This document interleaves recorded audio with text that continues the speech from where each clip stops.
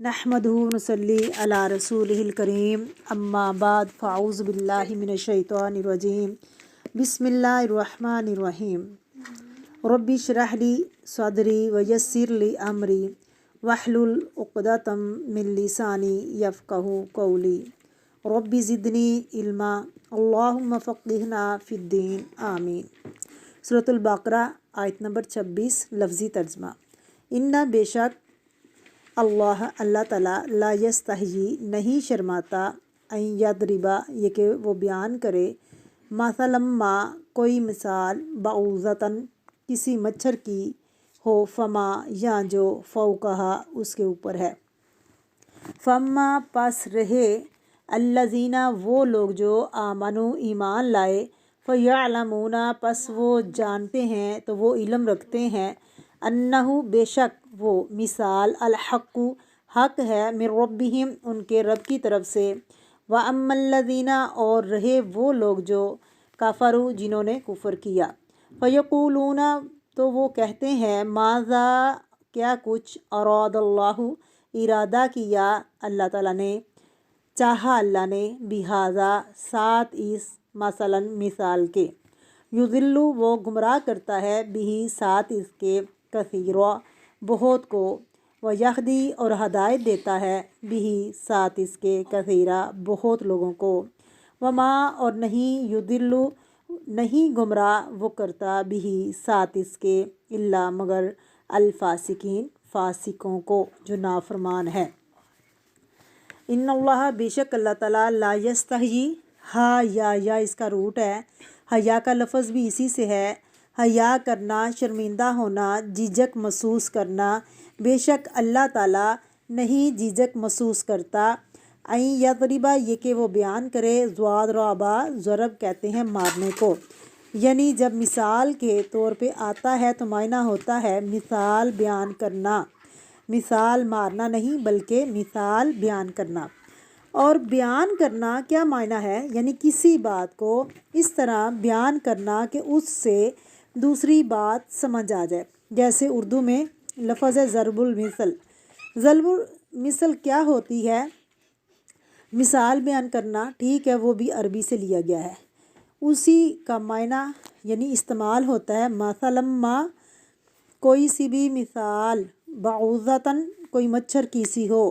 Root बा आइन ज़्वाद इसकी जमा बाउज़ है। बाउज़तन बाज़ हिस्सा यानी इतनी छोटी सी चीज़ है यानी पूरी तरह नज़र नहीं आती। बाज़ हिस्सा नज़र आता है इसका और बाज़ नहीं नज़र आता। मच्छर की आँख क्या है आप देख सकते हैं? नहीं देख सकते मच्छर की आँखें। मच्छर की टांग नज़र आती है, पर नज़र आते हैं। ये बाउज़तन ये है बाउज़तन फमा फ़ौक़हा फ़ौक़ ऊपर को कहते हैं और नीचे को क्या कहते हैं? फ़ौक़ा का क्या है?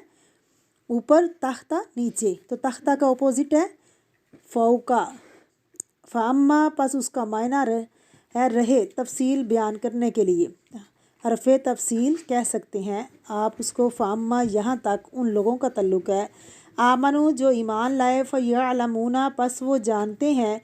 इसका मायना रूट पीछे गुज़र चुका है। अन्नहु बेशक वो अगरचे इशारा मिसाल की तरफ है लेकिन मुराद रसूलुल्लाह सल्लल्लाहु अलैहि वसल्लम या कुरान पाक या इस्लाम भी हो सकता है।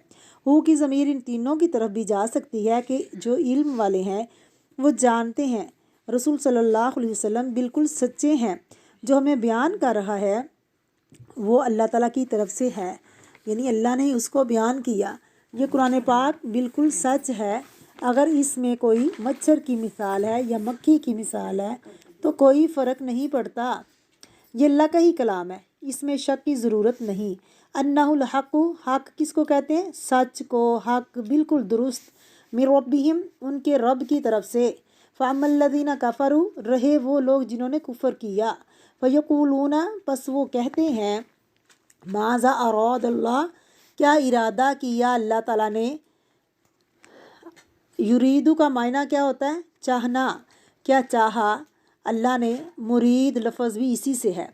मुरीद लफ्ज़ सुना है आपने कभी? आपके मुरीद यानी चाहने वाले। बिहाजा बासात मसलन मिसाल के यानी इस मिसाल کو بیان کرنے سے اللہ تعالیٰ کا مطلب کیا ہے؟ یضلو گمراہ کرتا ہے، یضلو گمراہ کے معنی میں بھی آتا ہے، اور اسی طرح گمراہ قرار دینا بھی۔ ایک شخص جب غلط کام کرے تو پھر اس کو گمراہ قرار دینا، یعنی اس کے غلط کاموں کی بنا پر گمراہ ثابت کرنا کہ یہ ہے گمراہ، کسی کے گمراہ ہونے کا فیصلہ کرنا۔ یضل بہ کثیرا، گمراہ قرار دیتا ہے اس کے ساتھ، یعنی بہت سارے لوگوں کو۔ جب لوگ ایسی حرکتیں کرتے تو وہ کیا کرتے؟ اپنا گمراہ ہونے کا ثابت کرتے ہیں۔ وَيَهْدِي بِهِ كَثِيرًا، وَيَهْدِي ہدایت دیتا ہے ساتھ اس مثال کے بہت سے لوگوں کو۔ وَمَا يُضِلُّ بِهِ، اور نہیں وہ گمراہ کرتا اس کے ساتھ، إِلَّا الْفَاسِقِينَ، مگر فاسق لوگوں کو، فاسقین کو۔ فاسقین کا لفظ فسق سے نکلا ہے۔ فسق کا لفظی معنی حد سے باہر نکلنا، رد کر دینا، اللہ کا حکم ریجیکٹ کر دینا، یعنی ہم نہیں مانتے۔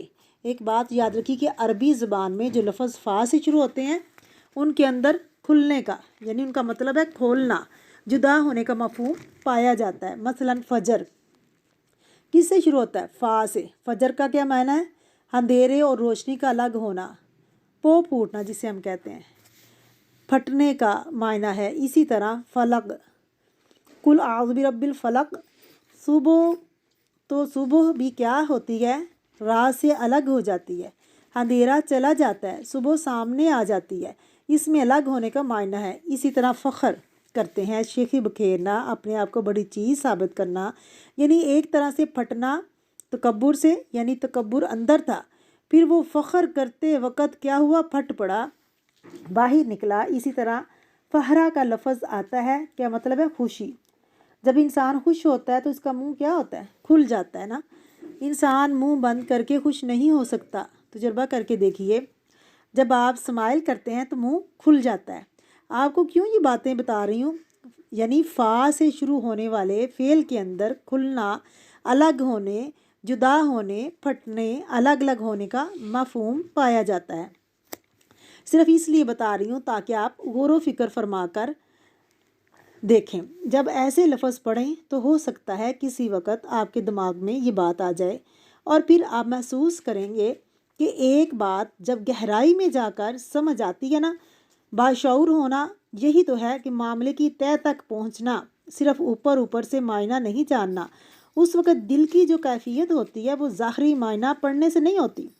تو فسق کا لفظی معنی ہوتا ہے نکلنا، خروج، یعنی باہر نکلنا۔ جو شخص اللہ تعالیٰ کی حدود میں سے باہر نکلتا ہے، اسی طرح فسق اطاعت کے اپوزٹ ہے۔ اطاعت کا معنی اللہ کی بات خوشی سے ماننا، اور فسق کا معنی کہ اللہ کی نافرمانی کرنا، اللہ تعالیٰ کی بات کو ریجیکٹ کر دینا، رد کر دینا۔ فاسق سے ملتا جلتا ایک اور لفظ بھی ہے فاجر، فجر، فجور، یعنی فجور بھی اسی سے ہے۔ جو شخص کھلم کھلا گناہ کرے وہ فجور کا ارتکاب کرتا ہے۔ ٹھیک ہے، بھاری تو نہیں پڑ رہی باتیں؟ بے شک نہ لکھیں، صرف سمجھ لیں۔ تو انشاءاللہ اب تفسیر کرتے ہیں۔